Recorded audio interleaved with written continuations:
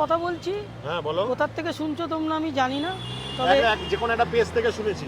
জানি না, আমি নাম তবে বলতে এখানে পারবো না। 365 দিন, আগের মাসে একদিন বন্ধ করেছিলাম। সে শরীর খারাপ হতেই হ্যাঁ, পারে।